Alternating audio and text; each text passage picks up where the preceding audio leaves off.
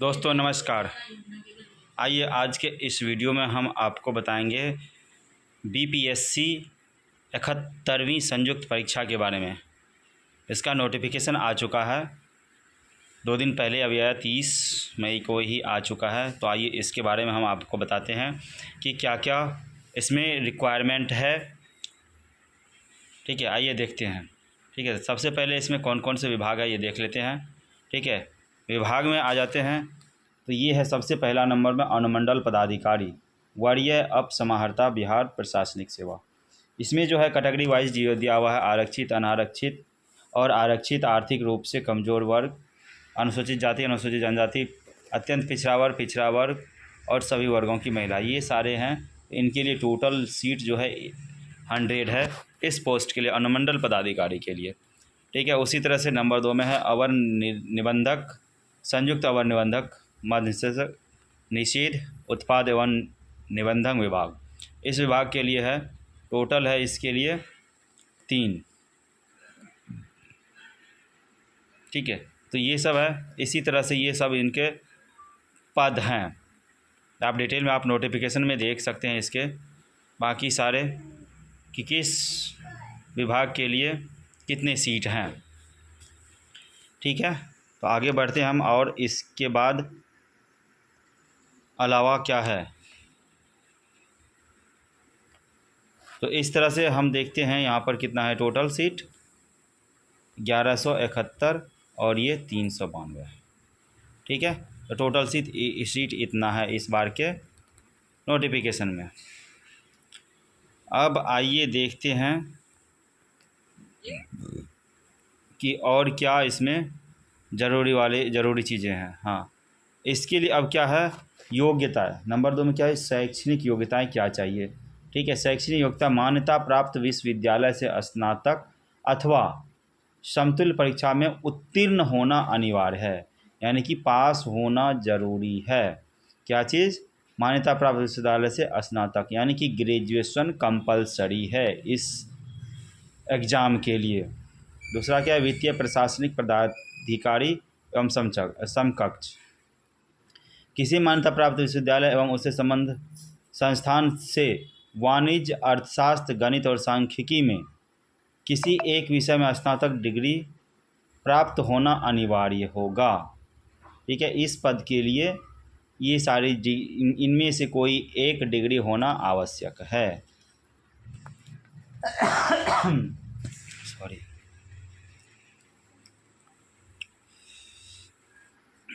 अब क्या कह रहा है नोट में देखिए, इसमें ये कह रहा है कि ऑनलाइन आवेदन भरते समय आवेदक को शैक्षणिक योग्यता की कॉलम में स्नातक और समतुल्य उत्तीर्ण संबंधी पूर्ण सूचना देना अनिवार्य होगा। ठीक है, नंबर 2 में क्या है, विशेष शैक्षणिक योग्यता और विशेष वैकल्पिक विषयों वाले पद के लिए अभ्यर्थी को ऑनलाइन आवेदन करते समय पद का चयन करना अनिवार्य होगा, अन्यथा उक्त पद के लिए उनकी दावेदारी मान्य नहीं होगी। ये हो गया। अब नंबर 3 में आ जाता है आरक्षण में आ जाता है। अब जो आरक्षण के कैटेगरी में आते हैं उसके अनुसार से ये आते हैं। जैसे आरक्षण क्या होता है, अनुसूचित जाति, अनुसूचित जनजाति, अत्यंत पिछड़ा वर्ग, ये सारे चीज़ें हैं। ये सारे जो है इनमें आरक्षण में उनको आरक्षण दिया गया है। ठीक है, और उनके लिए क्या है कि अनुसूचित जाति और जनजाति के उम्मीदवार को निम्नलिखित प्रमाण पत्र जमा करना आवश्यक है। ये चीज़ आवश्यक है, जाति प्रमाण पत्र और अस्थायी मूल निवास प्रमाण पत्र, ये 2 चीज़ें आवश्यक है। ठीक है, अब एक चीज़ और यहाँ पे, आरक्षण जो है कोटि वाइज निम्नवत है, किसको किस तरह का, किस कोटि में कितना आरक्षण है उसके लिए ये क्या है, यहाँ पे एक कोड है। ठीक है, जैसे अनारक्षित जिससे कोई आरक्षण नहीं है उसके लिए कोड क्या है, 1 है। फिर SC अनुसूचित जाति शेड्यूल्ड कास्ट के लिए 2 है कोड, अनुसूचित जाति के लिए कोड, जनजाति के लिए कोड 3 है, और अत्यंत पिछड़ा वर्ग के लिए कोड 4 है, पिछड़ा वर्ग के लिए 5, और पिछड़े वर्गों की महिला के लिए 6, और आर्थिक रूप से कमज़ोर वर्ग के लिए 7। ठीक है, तो इस तरह से ये सारे कोड हैं इनके। आइए अब आगे देखते हैं ये क्या है। ठीक है, ये सब तो जनरल चीज़ें हैं। आपको नोटिफिकेशन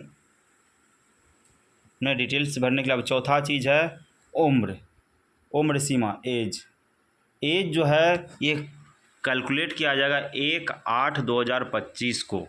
ठीक है, और इसमें न्यूनतम वर्ष जो होने चाहिए 20 वर्ष होने चाहिए और 22 होना चाहिए, यानी किसी पोस्ट के लिए 21 और किसी पोस्ट के लिए 22 होना ज़रूरी है।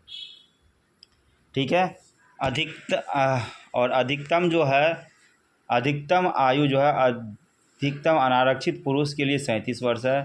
अनारक्षित महिला, पिछड़ा वर्ग एवं अत्यंत पिछड़ा वर्ग पुरुष एवं महिला के लिए 40 वर्ष है। अनुसूचित जाति जनजाति के पुरुष एवं महिला दोनों के लिए 42 वर्ष है। सारणी 1 में क्रम संख्या 5, 6, 7 एवं 8 तक की सेवाओं के लिए 21 वर्ष और 1, 2, 3, 4 एवं 9 की सेवाओं के लिए सेवाओं एवं सारणी 2 के क्रम में 1 के लिए 22 वर्ष का होना अनिवार्य है। नोट में क्या कह रहा है, सारणी 1 में वर्णित क्रम संख्या 6 और अंकित सहकारिता प्रसार पदाधिकारी के लिए अधिकतम उम्र सीमा की गणना 1/8/2015 से की जाएगी। ठीक है, अब आयोग द्वारा मैट्रिकुलेशन या समतुल्य प्रमाण पत्र में अंकित उम्मीदवार की जन्मतिथि मान्य की जाएगी, यानी कि जो भी सर्टिफिकेट में डेट ऑफ बर्थ है वही मान्य होगा और दूसरा कोई मान्य नहीं होगा।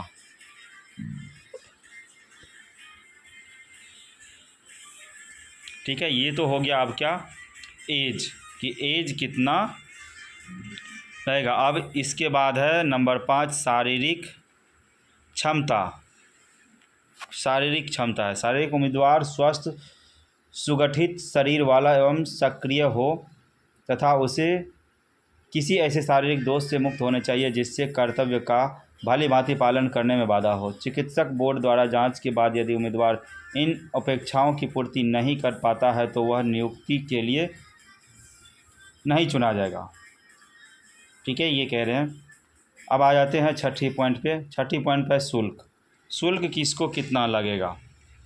ठीक है, शुल्क देखते हैं। अभ्यर्थी को प्रत्येक परीक्षा यथा 71st CCE FAO के लिए बायोमेट्रिक फीस के रूप में 200 रुपये तथा अलग अलग प्रत्येक परीक्षा यथा 71st CCE FO के कोटिवार निम्न शुल्क जमा किया जाना है, यानी कि सामान्य अभ्यर्थी के लिए 600 रुपये शुल्क लगेगा। केवल बिहार के अनुसूचित जाति जनजाति के लिए 150 रुपये लगेगा।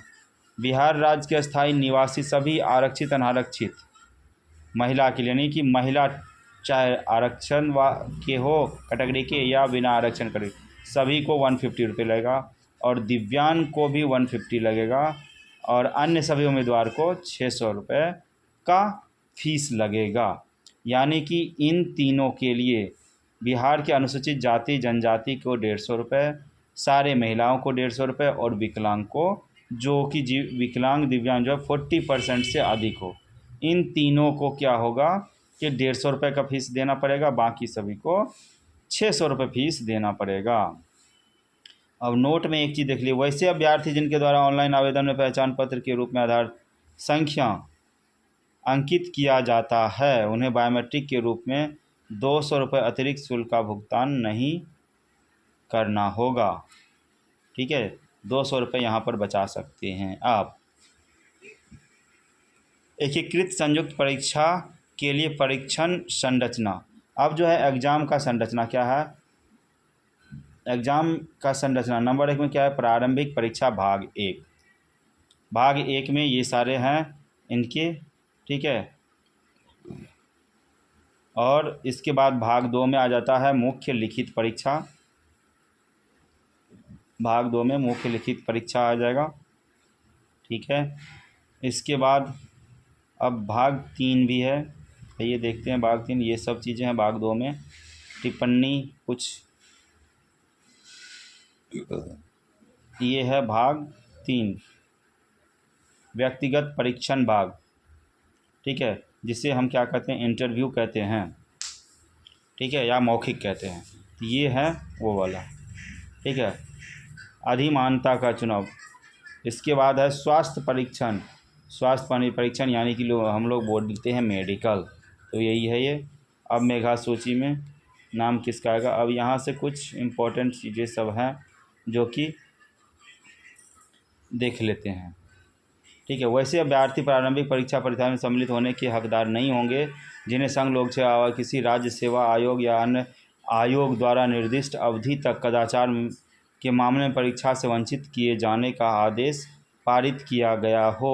उम्मीदवार को परीक्षा में बैठने की पात्रता व अपात्रता के बिंदु पर आयोग का निर्णय अंतिम होगा।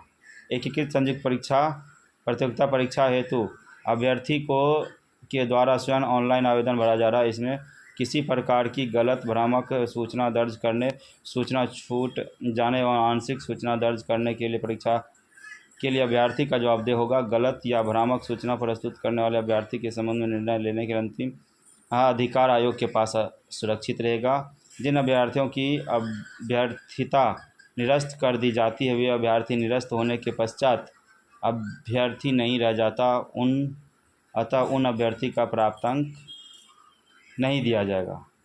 अब क्या है, ऑनलाइन भरने की तिथि। ऑनलाइन आवेदन भरने की तिथि जो है वो प्रारंभ 2 तारीख से यानी कल से स्टार्ट होगा और अंतिम तिथि 30 जून तक चलेगा। ठीक है, और ऑनलाइन भरने के पूर्व जो निर्देश हैं वो यहाँ पर है, आप ये यहाँ पे पढ़ सकते हैं। ये सारे ऑनलाइन भरने के नियम है, क्या क्या होनी चाहिए क्या नहीं होने चाहिए।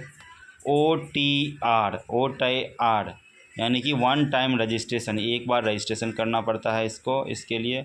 ये है OTR, वन टाइम रजिस्ट्रेशन। इसके बाद instruction for DigiLocker account. अच्छा, ये डिजी लॉकर अकाउंट से भी जो वहाँ पर डॉक्यूमेंट रखा जाता है वहाँ से भी ये कनेक्ट। तो OTR की प्रक्रिया पूर्ण होने के साथ ही डिजी लॉकर की मेरी पहचान पोर्टल खुल जाएगा। जिन अभ्यर्थी के पास डिजी लॉकर का अकाउंट उपलब्ध है तो डिजी लॉकर अकाउंट का कंसेंट OMS को देते हुए साइन अप करना होगा, एवं अगर आवेदक के पास डिजी लॉकर का अकाउंट उपलब्ध नहीं है तो न्यू साइन अप करते समय डिजी लॉकर अकाउंट क्रिएट कर सकते हैं एवं डिजी लॉकर का कंसेंट OMS को देते हुए आगे की प्रक्रिया पूर्ण करेंगे। यदि आवेदक ने पहले डिजी लॉकर पर दस्तावेज अपलोड कर दिए हैं और OMS की एक्सेस दी है तो वो सीधे ही वहाँ से उन दस्तावेज को OMS से लिंक कर सकते हैं। यदि आवेदक डिजी लॉकर के पोर्टल के माध्यम से प्रोसीड नहीं करना चाहते हैं तो ब्राउज़र के बैक बटन पर क्लिक करने के उपरांत ऑनलाइन एप्लीकेशन का पोर्टल खुल जाएगा। ऑनलाइन एप्लीकेशन पोर्टल पर लॉगिन क्रेडेंशियल इंटर करते हुए आगे प्रक्रिया पूर्ण कर सकते हैं। Instruction for profile creation. अब ये प्रोफाइल क्रिएशन का इंस्ट्रक्शन है। इस तरह से स्टेप बाय स्टेप आप प्रोफाइल क्रिएट कर सकते हैं। ठीक है, इंस्ट्रक्शन फॉर न्यू एप्लीकेशन। अब यहाँ से एप्लीकेशन प्रोसेस कर सकते हैं। ये प्रोसेस करने का है और देखते हैं आगे क्या है। उम्मीदवार की शारीरिक परीक्षा संबंधी नियम। अब ये है फिजिकल के लिए क्या क्या उसके लिए इम्पोर्टेंट है। ये रहा ऊंचाई, पूरा सांस छोड़ने के बाद छाती की माप, पूरा सांस लेने के बाद छाती की माप। 21 वर्ष और अधिकतम आयु के लिए। ठीक है,